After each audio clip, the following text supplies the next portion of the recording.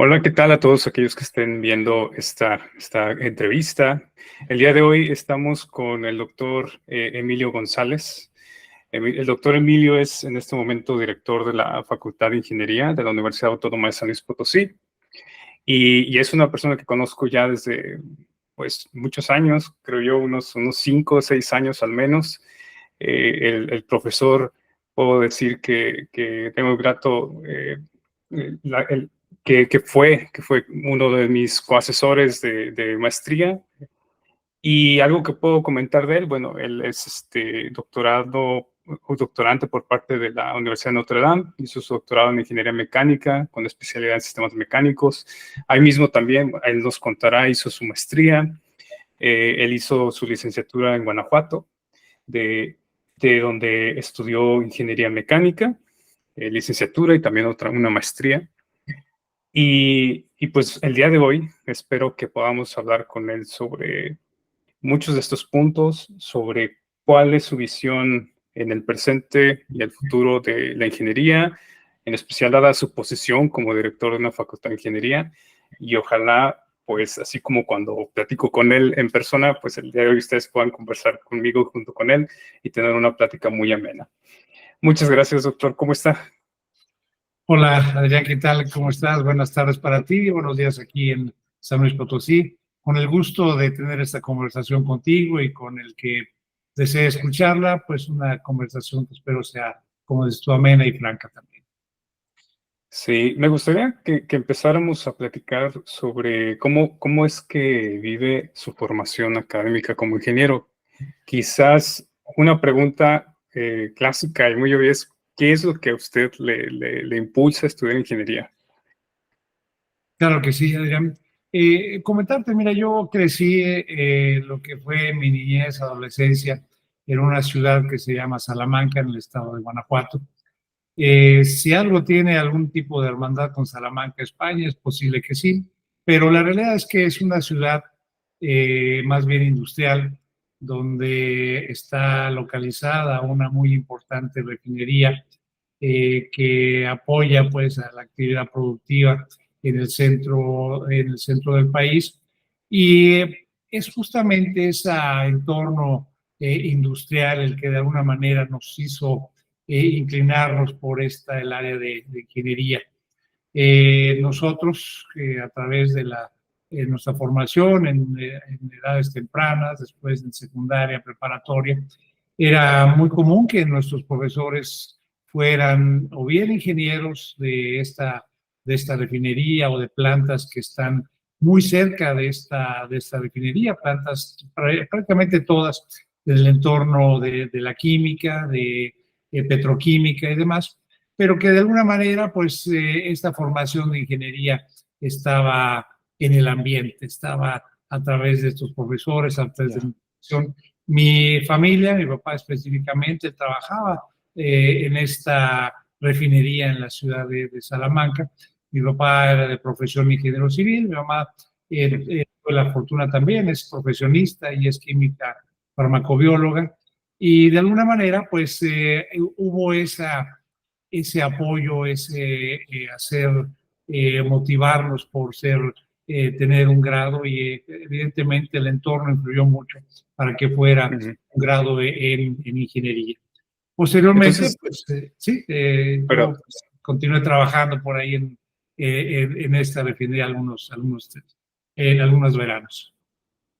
oh, ya entiendo bien, pero entonces tuvo maestros, ingenieros, desde la preparatoria o secundaria, o solo, o fue que conoce de ingeniería ya gracias en especial a su papá. Sí, no, la realidad es que tuve profesores que eran ingenieros desde secundaria, Ya, ya oh, por ahí algunos, sobre todo puedo decir con todo orgullo que mis mejores maestros de matemáticas fueron precisamente ingenieros quienes nos supieron impartir justamente esas materias desde las bases, no como algo pues sacado de magia ni mucho menos, sino con un fundamento muy importante, siempre yendo desde las bases. Y eso, al final de cuentas, en lo que a mí respecta, pues redundó en un interés muy particular en estas áreas de matemáticas, de física y al final de cuentas de ingeniería. ¿Y cómo es que decide la carrera específico de mecánica? Porque si su papá era ingeniero civil, quizás también había un sesgo ahí, un gusto por otras áreas, pero por qué la mecánica? ¿Era el entorno? ¿Era esta serie de fábricas y tipo de trabajo que había en donde vivía o hubo otra razón? Pues en general había varias razones. Fíjate que en la Universidad de Guanajuato, que fue donde estudié, hay una estructura muy particular que define para diferentes ciudades del estado las diferentes carreras. De tal manera que si tú querías estudiar ingeniería civil, esa carrera se imparte en la ciudad de Guanajuato. Si querías estudiar ingeniería mecánica, o en aquel entonces ingeniería eléctrica o ingeniería electrónica, tenías que hacerlo en la ciudad de Salamanca. Y así, si quieres estudiar contaduría, te ibas a Celaya y así todas estas ciudades distribuidas en todo el estado de Guanajuato. En aquel entonces, pues fue a través de mi contacto con profesores que justamente impartían las materias en el área de ingeniería mecánica que me interesó por ahí un poquito más. Tengo que decir, no es el área más fuerte en el entorno de una refinería, prácticamente la ingeniería química es la que domina en un Sí. entorno de una refinería, de una petroquímica, pero fue al final de cuentas la interacción con ingenieros mecánicos. Y tengo que decirlo también de alguna forma, pues se me hacía más natural, más entendible los fenómenos mecánicos que, por ejemplo, los fenómenos eléctricos o los fenómenos electrónicos. En aquella ocasión, pues desde el bachillerato, la preparatoria, pues a pesar de que el bachillerato donde lo cursé tenía una especialidad de técnico en electrónica, la realidad es que fue el área mecánica la que yo más entendía, la que se me hacía más sencilla de apropiarme, Sí, de entender entiendo. las bases y pues fue por ese lado que me decidí a entrar. ¿Y qué lo impulsa después de hacer una especialidad? Y ya no solo eso, sino como que a pesar de tener ya la especialidad, persigue algo más, hacer un doctorado. Le pregunto esto porque en mi caso creo que fue un conjunto de que durante la licenciatura, la ingeniería, pues tuve profesores que como que abrieron otra visión, que aprendí cosas y hubo unos temas en particular que me interesaron y eso me impulsó a decir quiero aprender más, pero se me interesa, o sea, se me hace curioso en su caso saber, me da curiosidad saber cómo fue en su caso. Claro que sí. Bueno, cuando yo terminé mi carrera de licenciatura, dediqué un tiempo a trabajar en el entorno industrial. Durante casi 2 años estuve trabajando en una empresa que se dedicaba a fabricar recipientes que se utilizaban en la industria química, recipientes muy grandes, recipientes a presión con materiales como acero inoxidable que nosotros pues construíamos. Y me dio la oportunidad también ahí de practicar varias cosas, al final pues actualizar alguna maquinaria, no es siempre el entorno económico es complicado, pero yo siempre tenía la espinita en esos años que estuve trabajando de estudiar un posgrado, realmente en esas encrucijadas que tiene la vida.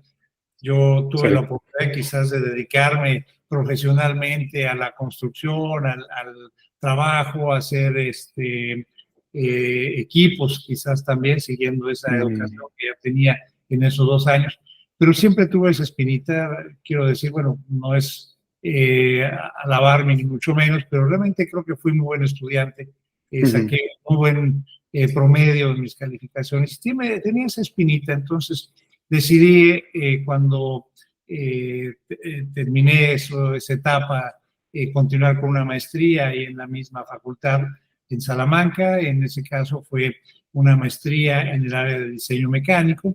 Y estando ahí en la maestría hubo la oportunidad de conocer de otras universidades, en este caso un profesor, curiosamente, un profesor hindú, casado con una mexicana, profesor de la UNAM, que le daba clases a un profesor que yo tenía en la maestría.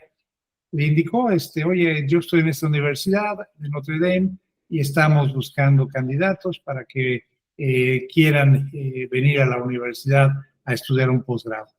A mí me supo eso. Está hablando de este doctor, cuando dice este doctor hindú, está hablando del doctor Mihir Sen. Correctamente, el doctor Mihir Bueno, Sen, que es una persona comento, interesante en mi vida. comento brevemente porque Mihir Sen también es una persona que yo tuve el gusto de conocer. Ojalá y algún día me dé la oportunidad de platicar con él también. Entonces, esto no lo sabía, esto que me está contando no lo sabía. Me parece que es increíble cómo el mundo es tan pequeño, pero también cómo gracias a una persona como Mihir Sen, que lo que yo conozco de él es que es pues, muy entusiasta, muy activo como en su trabajo, pues abrió una oportunidad a mucha gente, ¿verdad? Entonces, fue por él y que se abre esa opción de la Universidad de Notre Dame. Es correcto. Él en aquel entonces estaba encargado de la promoción del posgrado. Él tenía poco tiempo de haber regresado de la UNAM, regresó allá a la Universidad de Notre Dame. Sería muy interesante que te platicara su historia. Lo acabo de ver hace unas pocas semanas. Sigo teniendo contacto con él. Es para mí una persona muy valiosa y muy importante en mi formación.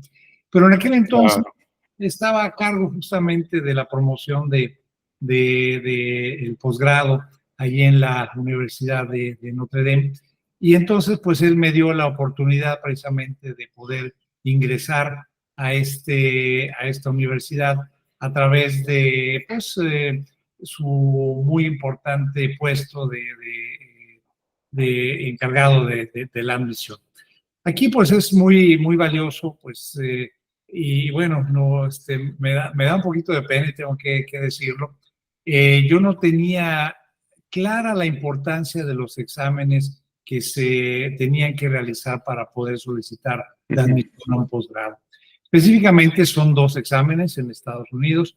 Uno es el TOEFL, el examen de inglés para extranjeros, evidentemente muy importante, donde pedían una puntuación mínima.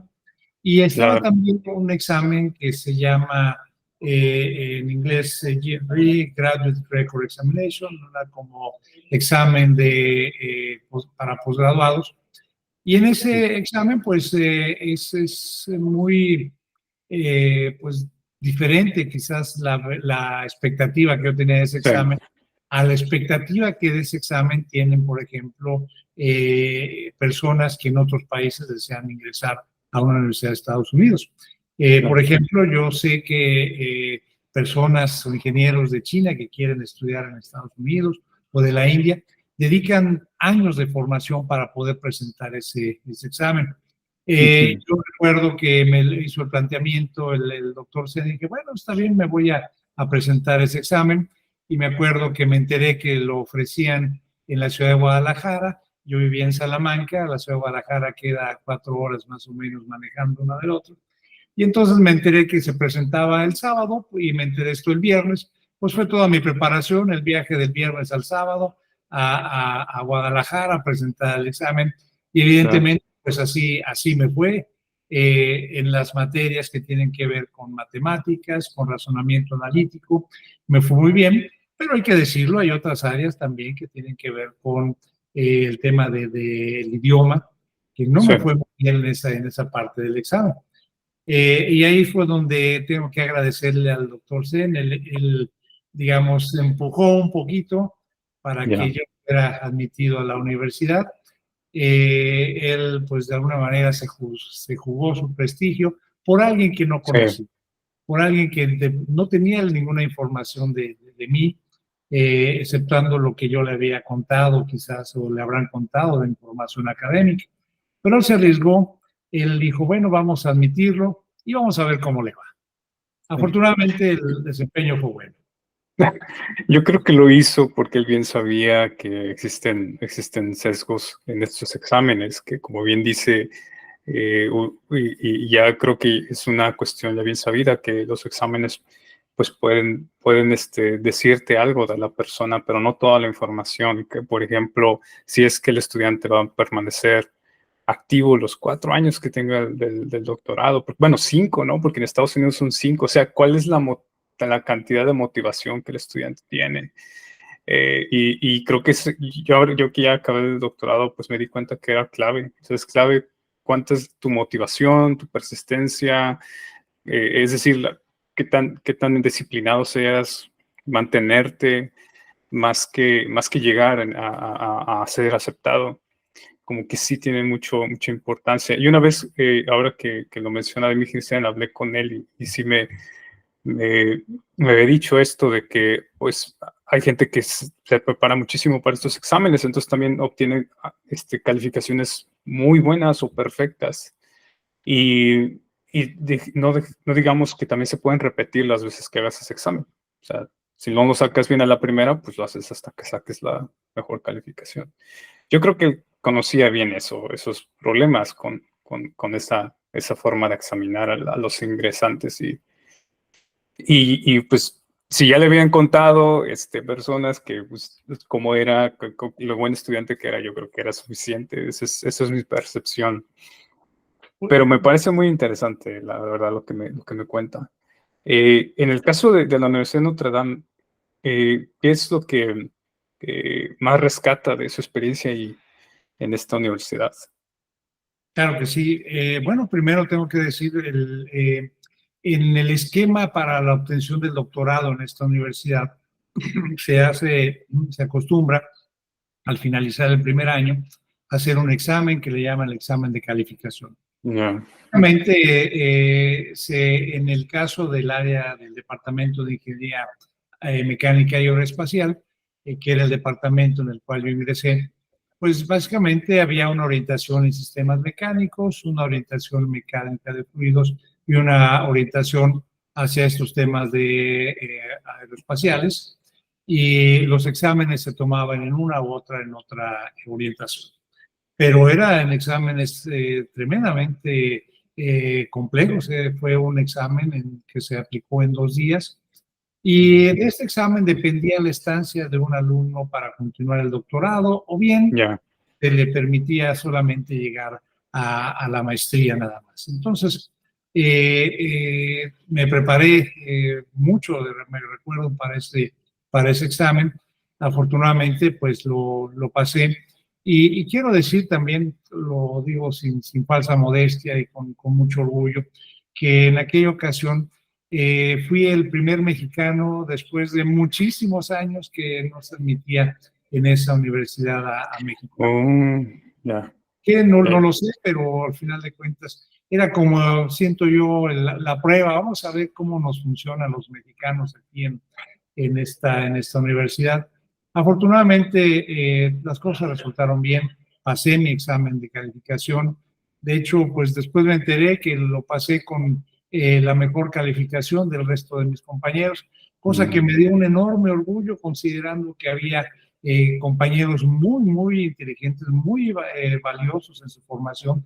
Había un compañero de la extinta Unión Soviética, estoy hablando de 1991, cuando pues él había recibido en la extinta Unión Soviética la medalla Lenin, que tengo entendido era la medalla más prestigiosa que un estudiante podía recibir, y él era uno de los que habían obtenido esta medalla.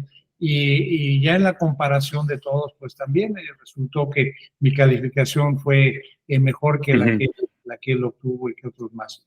Entonces, me dio gusto, le dio gusto también al doctor Sen, quizás que su apuesta no había resultado equivocada.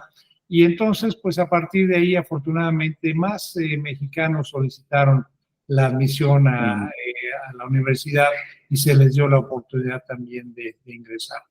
Y habiendo pasado ese examen, pues bueno, fue un periodo ahí en esa universidad, como bien dices, generalmente son de 5 años, pero lo común era que en 4 años uno pudiera terminar el doctorado. Entonces, a partir de ese examen, transcurrieron 3 años más en los cuales desarrollé una investigación, y había varios temas que eran muy afines a mi formación, a mi interés. En aquel entonces se me ofreció la oportunidad de trabajar en un proyecto de investigación relacionado con el control de robots utilizando visión por computadora. Había otro proyecto por ahí interesante también de diseño de robots y de manipuladores que en su diseño no tenían singularidades. Era otro proyecto de otro profesor por ahí muy interesante. Todo a partir del diseño mecánico. Había otros por ahí proyectos también ya en otras áreas, proyectos en área de termodinámica y demás, pero fue a mí el que me fascinó, el de control de robots, y entré a trabajar con el profesor Steve Scar, que era quien dirigía los proyectos en esa área.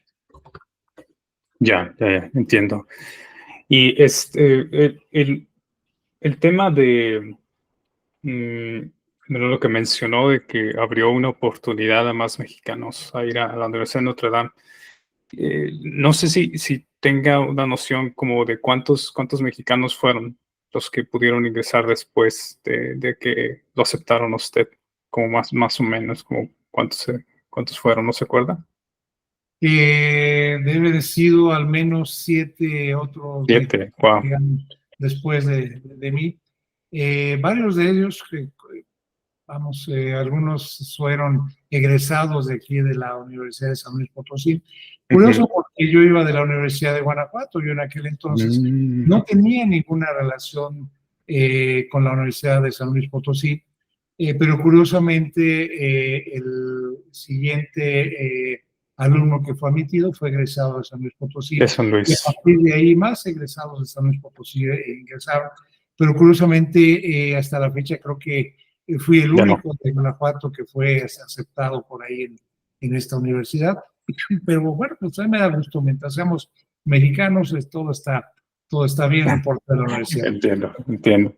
Y entonces, ¿cómo es que, por lo que entiendo, el doctorado tiene un área, entra en un área de robótica? Durante el doctorado ese es el tema en el que hace su investigación. ¿Y cómo lleva que después de terminar el doctorado, qué pasa? ¿Cómo es que termina en la Universidad Autónoma de San Luis Potosí? ¿O tuvo otro trabajo antes? ¿O qué pasa cuando termina el doctorado?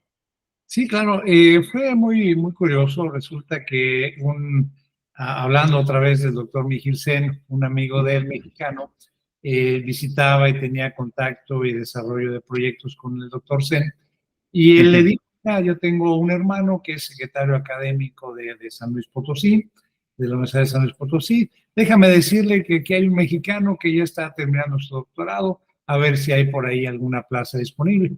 En aquel entonces yo ya había terminado mi doctorado y estaba haciendo un postdoctorado en la misma universidad, el mismo asesor, básicamente desarrollando o continuando los proyectos de control de robots que en los que habíamos ya hecho alguna aportación relevante a través del doctorado.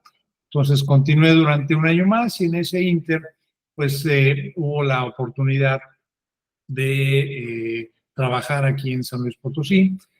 Había otras ofertas de trabajo, afortunadamente. Obviamente mi alma mater, la Universidad de Guanajuato, también hizo algún ofrecimiento por ahí para ingresar como profesor en esta universidad.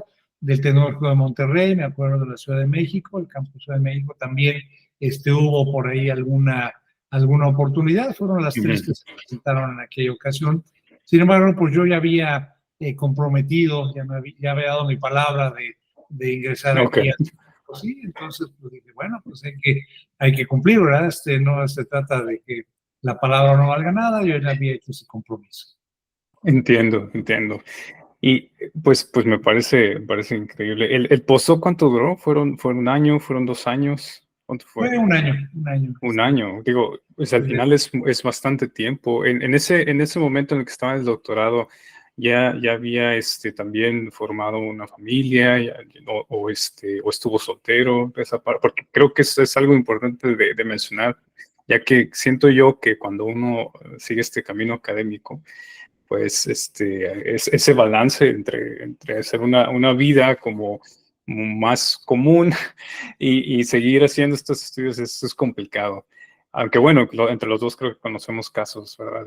Donde hay personas que lo llevan muy bien. Pero ¿cómo fue esa parte para usted? Claro que sí, Adrián. Fíjate que yo me casé 6 meses antes de irme al doctorado. Ok, Me ya. casé en enero del 91 y en agosto ya estaba yo junto con mi esposa ahí viajando a la ciudad de Notre Dame. Hay que decirlo realmente, por si alguien desea hacer un doctorado, yo he visto casos en los que el doctorado fortalece la relación, pero he visto casos donde desgraciadamente un estudio de Oh, doctorado lo destruye. Me encontré a lo largo el tiempo que estuve allá en Notre Dame casos pues muy felices, tengo que decirlo, donde el matrimonio se ujú, consolidó. Y felizmente, pues también en mi caso fue así. No fue la primera parte, el primer año fue muy complicado. El primer año de estudios ahí en Notre Dame es extremadamente demandante. Clases, materias, poca investigación, pero excesivamente demandante en términos de cursos. Y recuerdo que mi esposa no iba con la formación en el idioma lo suficientemente sólida para que tuviera la oportunidad de tener una relación social con el entorno. Entonces ella sufría mucho. De plano yo regresaba, yo me iba temprano, 7:30, 8 de la mañana a la universidad, regresaba a 8, 9 de la noche, después de haber transcurrido de lunes a viernes esas jornadas y continuaban los fines de semana. La encontraba a veces llorando. Y llegó un wow, momento en que ok. le dije, bueno, mira, ¿sabes qué? Yo quiero hacer mi doctorado, pero no a costa de esto. Así que si tú vas a seguir triste, entonces olvidamos todo esto y nos regresamos. Y ella dijo, ¿cómo? Claro que no, nos ha costado tanto trabajo llegar aquí, por supuesto que no. De tal manera que si tenía ganas de llorar, se las aguantó, dijo, no voy a causar esto más y voy a hacer un apoyo. Y lo hizo, la verdad que se preparó en inglés, empezó a salir, empezó a llevar una vida social por su cuenta, no la podía llevar conmigo, por supuesto, porque mi dedicación era tiempo Sí, completo, pero lo logró, hizo ese esfuerzo y al final de cuentas, pues fue para mí un apoyo por realmente muy supuesto. sólido para poder realizar el doctorado. Repito, no todos los casos son iguales. Hemos encontrado casos muy tristes donde pues el doctorado terminó con relaciones. Y puedo decir entonces que si va uno soltero, si va uno casado, si va uno sin hijos, si va uno con hijos, la realidad es que es muy importante tener una reflexión y una formación también psicológica previa de qué es a lo que se va uno a enfrentar en el Ujú, doctorado. No es algo sencillo, no, realmente cualquier doctorado en cualquier universidad, pues va a ser una actividad demandante y es muy valioso que en el entorno familiar, o si va uno solo, pues es también muy válido, pero si va uno con familia, que vayamos preparados para eso, para esa demanda y para ese pues compromiso que de una manera como familia se asume. Y así pues lo vivimos, afortunadamente mi esposa y yo. Sigo felizmente casado con mi esposa. Tenemos muy bien. recuerdos muy valiosos ya después de 33 años de casados, 7 de novios. Tengo con ella conociéndola desde hace 40 años y quiero decirte que soy felizmente casado y no podría yo concebir mi vida si no fuera con ella. Y ahorita tenemos unos recuerdos maravillosos de esa época tan difícil, de veras tan complicada como fueron nuestros Claro. primeros años de estudio en esa universidad. No, pues eso da para toda una, no sé, o sea, escribir algo al respecto, o sea, contar, porque, y créame que sí vale la pena a veces hablar de estas cosas, porque, como bien dice, es decir, ¿dónde más esto se puede saber sobre este tipo de experiencias, si no es a partir de comunicación con personas como usted que ha vivido esto? Yo creo que ayuda mucho a que personas que estén tratando de piensen en hacer el doctorado, pues sean más, tengan una visión un poco más amplia de qué a lo que se enfrentan, porque sí es importante, así como lo menciona.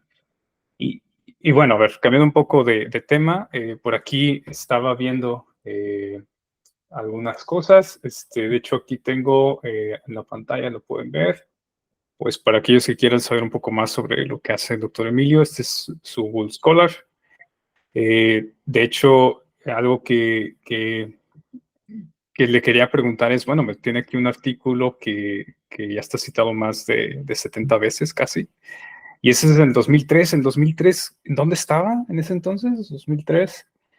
Sí, en el 2003 ya yo era profesor aquí en la Universidad de San Luis Potosí, a partir En San Luis de, Potosí. sí, sí, sí, déjame ver cuál es, wow, Perdón, a ver, este es de hecho es autor principal, está en robótica y computación integrada para manufactura, un journal. También tiene otro aquí del 2018, más reciente, también muchas citas, pero veo que sí, digamos, los temas de más importancia para usted han sido robótica y cinemática. Y en esta área, lo que yo también conozco un poco de su trabajo es que también apoyó un poco a la formación o fue integrante a la organización de un congreso en México, ¿verdad? Un congreso en México de robótica. Bueno, corríjame si estoy mal con esa parte. No sé si todavía sea parte del comité o fue algo que hizo en algún tiempo. Sí, claro. Fíjate que una vez que Con- me integré por aquí a la Universidad de San Luis Potosí, por ahí me enteré se estaba formando una asociación que era la Asociación Mexicana de Robótica, se llamó la AMRO. Y entonces, pues, la comunidad robótica, o de personas que trabajamos en robótica, no era muy extensa, que digamos, de tal manera que a través de un profesor al que también yo respeto mucho, profesor que trabaja en Ensenada, en el Centro de Investigación Científica y Educación Superior de Ensenada, el CICESE, el doctor Rafael Kelly, que también ha sido una influencia muy importante para mí, me invitó, se dio cuenta de que había trabajado en algunos temas de robótica, y me invitó por ahí al principio a dar una plática y a Ensenada. No. Después, en la conformación de esta Asociación Mexicana de Robótica, participamos. Un inicio un poco difícil, un poco, pues, con tan poca gente trabajando, con siempre un perenne restricciones presupuestales para investigación, pues teníamos que consolidar de alguna manera un grupo que pudiera darle impulso al área de robótica en México.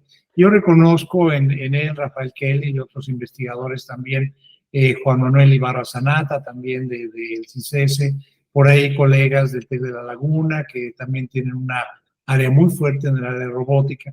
Pues todos ellos, de alguna forma, en Puebla también, por supuesto, la Benemérita de Puebla, colegas que iniciaron justamente bajo la escuela del doctor Rafael Kelly y que de alguna manera, pues, dieron ese valor muy importante a través de la Asociación Mexicana de Robótica.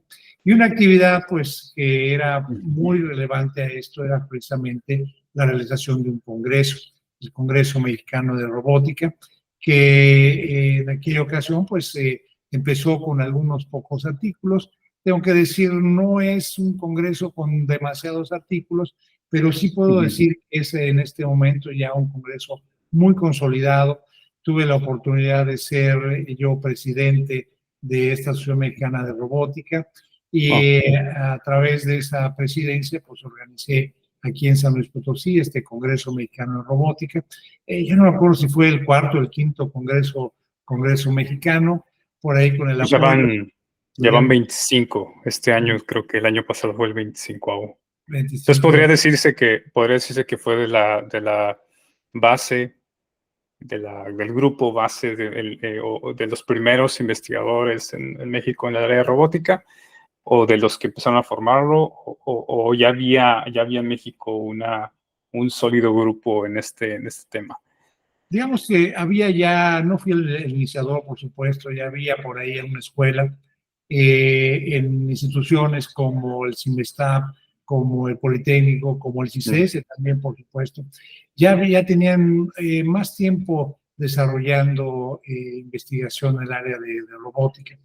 A mí me tocó, pues, también colaborar y tengo también con mucho orgullo decir que tuvimos la oportunidad de mi proyecto de investigación que desarrollamos en Notre Dame, pudimos obtener una patente que desarrollada precisamente al control de robots. Y después, pues con esa curiosidad que a veces uno tiene, dice uno, bueno, ya que se ha digitalizado mucha de esta información, pues tiene uno la oportunidad de hacer búsquedas de temas sobre control, sobre robots, de dónde son los países de quienes están desarrollando estas patentes en Estados Unidos.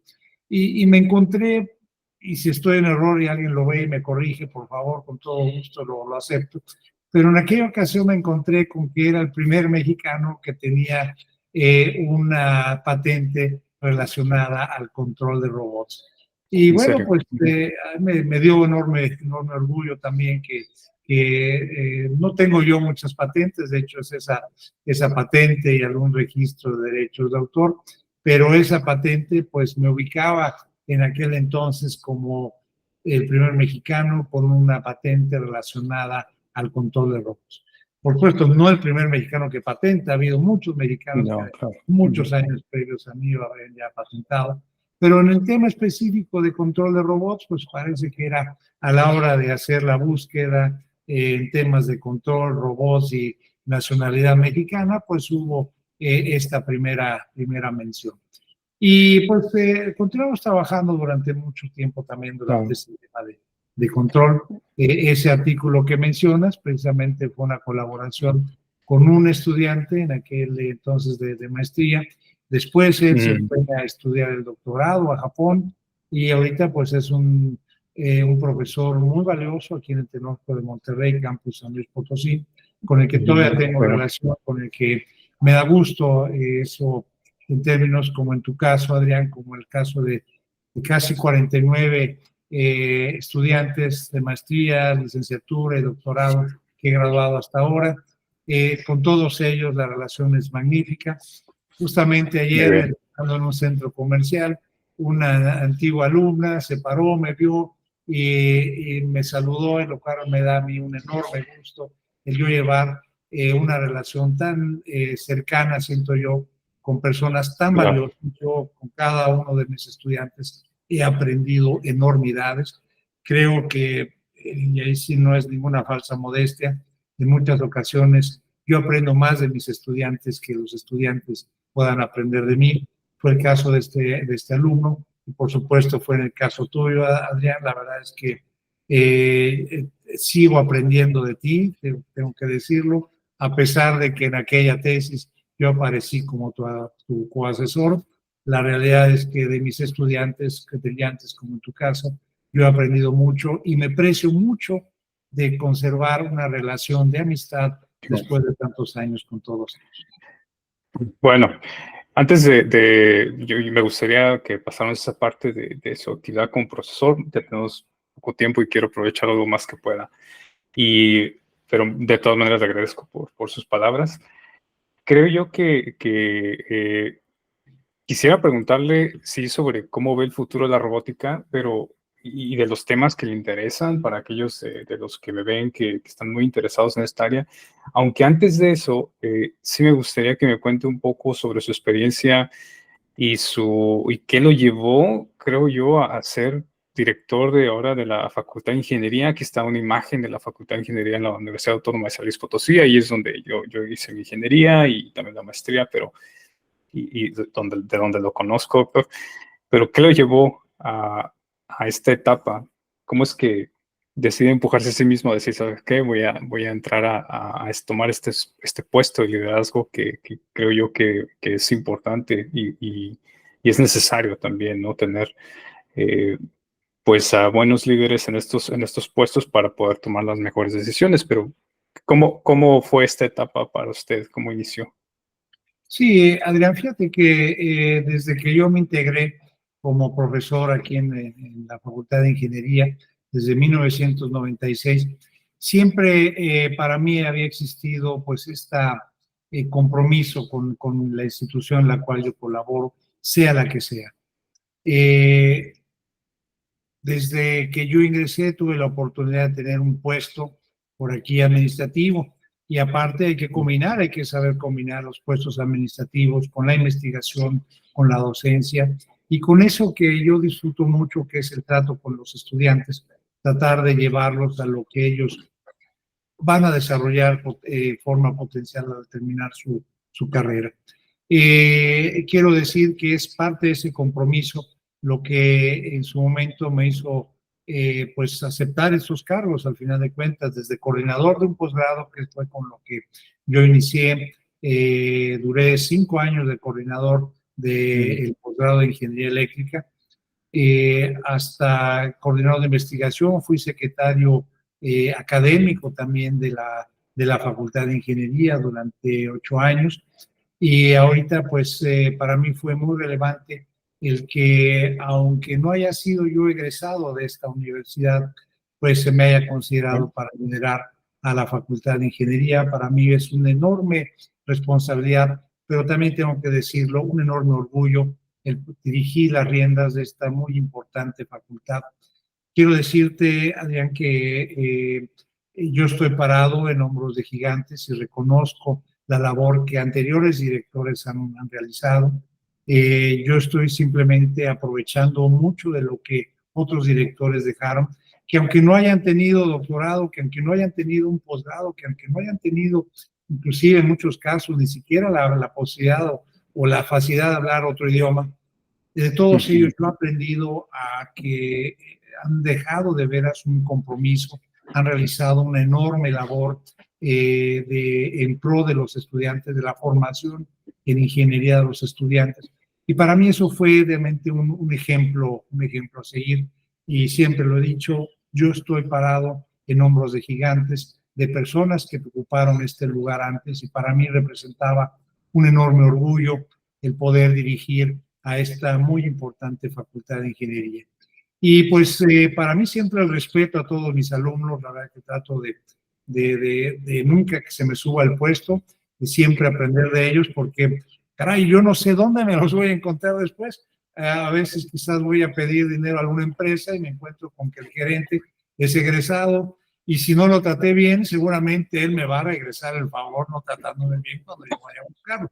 Así que es también un poquito el interés de que tratar bien a los estudiantes para que ellos a su vez nos traten bien cuando nosotros vayamos a buscarlos. En ese sentido, ¿cuál es si me puede contar un poquito, seguramente, cuáles son como la dificultad más grande que cree al ser el director de una facultad de ingeniería? Y también, ¿cuál es el reto futuro que quisiera o mejor dicho, el plan más próximo que quisiera cumplir siendo director de una facultad de ingeniería? Claro que sí. Mira, el reto más difícil, estamos hablando de una facultad que tiene aproximadamente 4.500 alumnos de licenciatura, 250 alumnos de posgrado, ofrecemos 13 carreras, ofrecemos 9 posgrados, y es en este momento la facultad más grande de toda la Universidad Autónoma de San Luis Potosí. En algunas universidades en Europa podríamos ser la sola facultad de ingeniería, podríamos ser alguna universidad independiente. Entonces, el reto más importante es consolidar y hacer que estos esfuerzos y que toda la manera de pensar de estudiantes, de profesores, de administrativos, de directivos también, porque tengo jefes también a los cuales yo tengo que rendirles cuentas, que todos podamos seguir adelante en un mismo camino, que es consolidar precisamente la formación de ingenieros en nuestro país.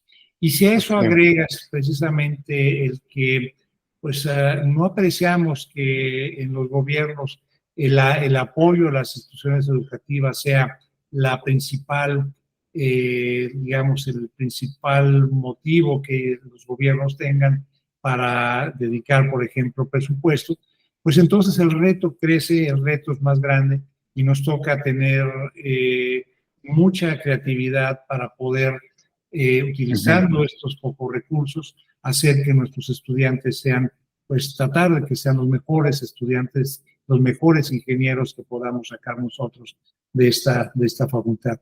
Y en varios casos, créeme, lo hemos logrado.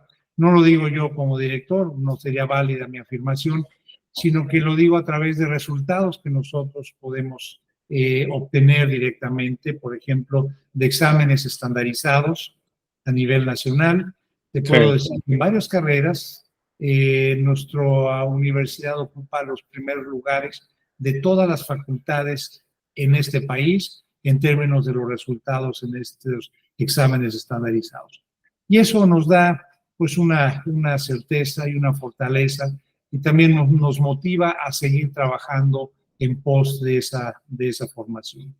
¿Cuál es el reto ahora? Pues consolidar esa formación, consolidar también el grado de internacionalización que pueda tener nuestros programas, tanto a nivel licenciatura como a nivel posgrado. El posgrado para mí tiene una importancia muy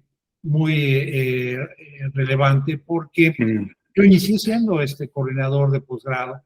Yo sé lo que un posgrado es capaz de aportarle a un estudiante en términos de su desarrollo profesional, y creo que un posgrado pues también podemos hacer que trabaje en forma sinérgica con los estudios de licenciatura y trabajar juntos, y precisamente ese es el reto, el tratar de que tanto a nivel de licenciatura como a nivel de posgrado podamos elevar ese grado de internacionalización de nuestros estudiantes para que puedan ellos tener no solamente cabida en las industrias de la localidad, que son industrias que vienen de muchos países, que puedan insertarse, pero que también tengan la certeza de que su formación les puede servir si deciden desarrollarse profesionalmente en otros lugares de este mundo. Ya veo. Pues sí, le entiendo que segurísimo es un reto enorme. ¿Y cuál es, cambiando un poco de tema también para aprovechar el tiempo lo más que se pueda, cuál es el proyecto, en su caso, que interesa la robótica? ¿Cuál es el futuro proyecto o alguno de los proyectos en los que está trabajando en este momento?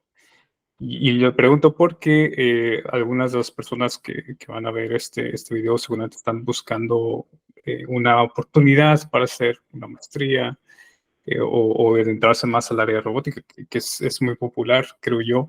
Entonces, sí estaría muy bien que nos contara cuál es algún proyecto que esté trabajando. Claro que sí, Adrián, con mucho gusto. Fíjate que algo que no he comentado es que en el año 2007 tuve la oportunidad, a través de un permiso sabático, de hacer una estancia de investigación en el Tecnológico de Massachusetts, el famoso MIT. Fue una experiencia de veras muy enriquecedora, pero de veras un reto enorme, porque se me ocurrió involucrarme, aunque era parte del área de robótica, pero era un área nueva para mí. Y esta área tenía que ver con la interacción entre humanos y robots, es decir, la interacción física de un humano y un robot. Y tuve la oportunidad de entrar a un laboratorio cuyo responsable, el profesor Neville Hogan, pues fue de los promotores del uso de la robótica para rehabilitación. Entonces, tomando como base pues una idea muy sencilla. Si una persona que ayuda en la rehabilitación apoya a alguien a través de realizar ejercicios repetitivos para recuperar el uso de las capacidades que tiene la persona, de movimiento, de sensar, de amplitud de desplazamiento, después de sufrir, por ejemplo, un accidente vascular cerebral, el cuerpo se ha afectado, y es a través de ejercicios repetitivos en los cuales la persona hace movimientos voluntarios para un movimiento. Cuando son auxiliados por un robot y no por una persona, pues el robot no se cansa, el robot es capaz de apoyar los movimientos de la persona, y algo muy importante, es capaz de obtener resultados y valores muy exactos de cuáles son, por ejemplo, las fuerzas que ejerce la persona, y en función de esas fuerzas y del incremento de esas fuerzas a lo largo del tiempo, de cómo va recuperando poco a poco su habilidad para utilizar sus extremidades. Esa idea Sí, básica fue la que esencialmente se dio para utilizar robots en la de rehabilitación, pero también pues resulta que el aprovechar la interacción de un humano con un robot le permite aprovechar la capacidad intelectual de una persona combinada con la capacidad de ejercer fuerza de un robot.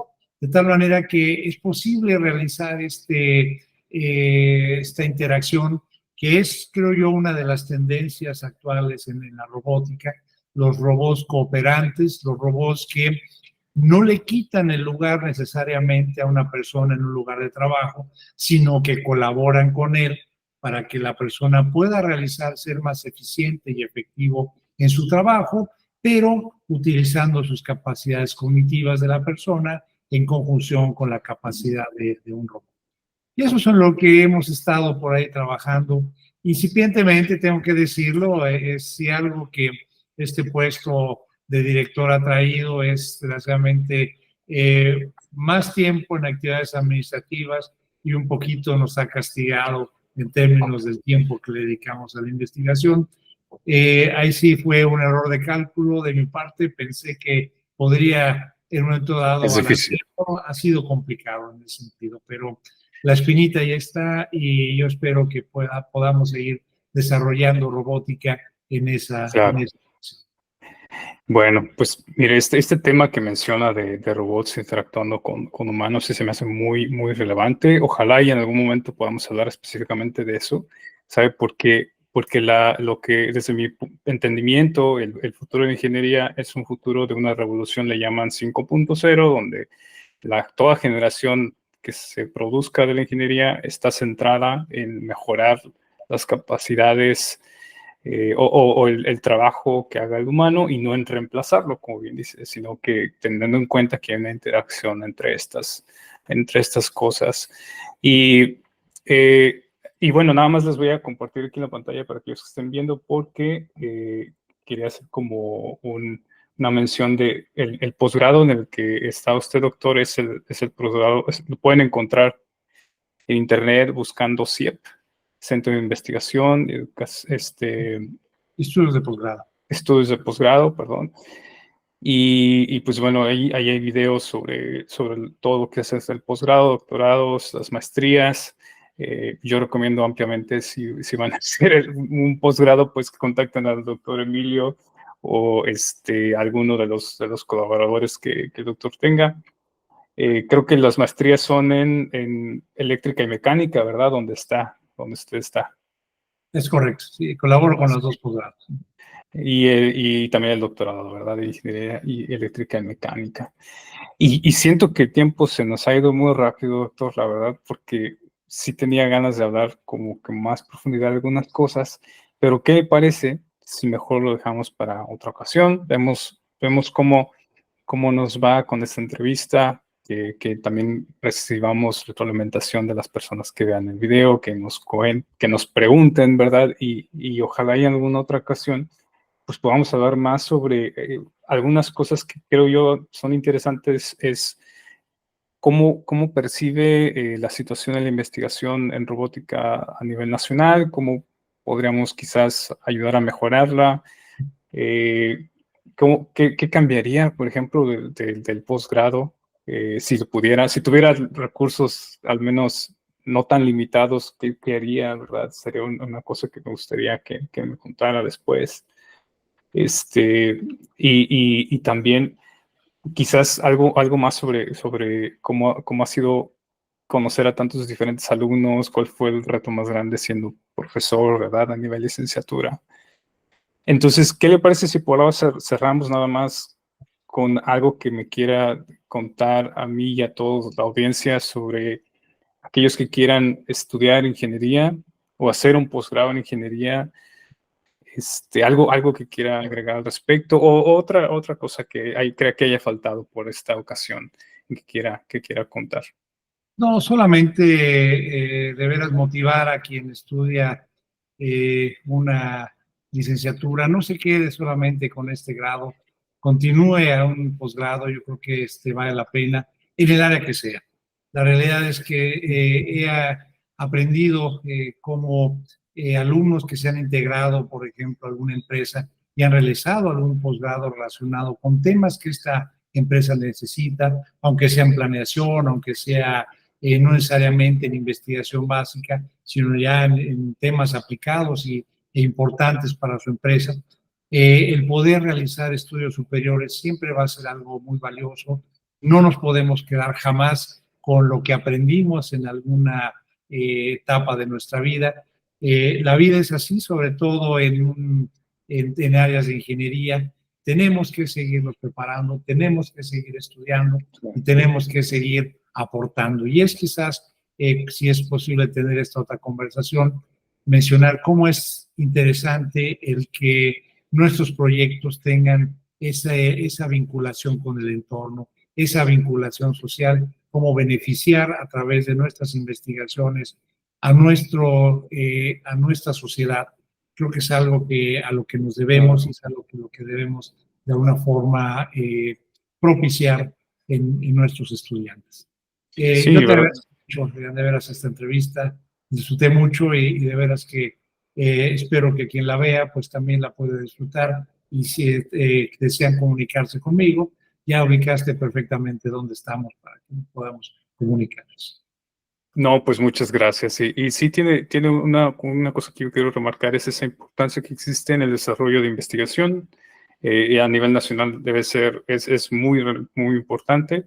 Mi experiencia actual es ahora estando en la industria, es que si no existieran doctorantes o personas que trabajen haciendo una maestría, muchos artículos no se producirían y por lo tanto no tendría yo una base sólida para fundamentar cosas que a veces intento hacer en una aplicación real. Entonces, a veces tenemos un artículo, yo nada más veo qué se hizo de esos algoritmos y ya con más confianza puedo tomar esas ideas y aplicarlas. O sea, es increíble el poder que tiene que existan estudiantes de doctorado, de maestría e investigación en ciencia básica, en ingeniería y no necesariamente con propósitos con fines de lucro, ¿verdad? O sea, es con el propósito de aprender y entender las cosas.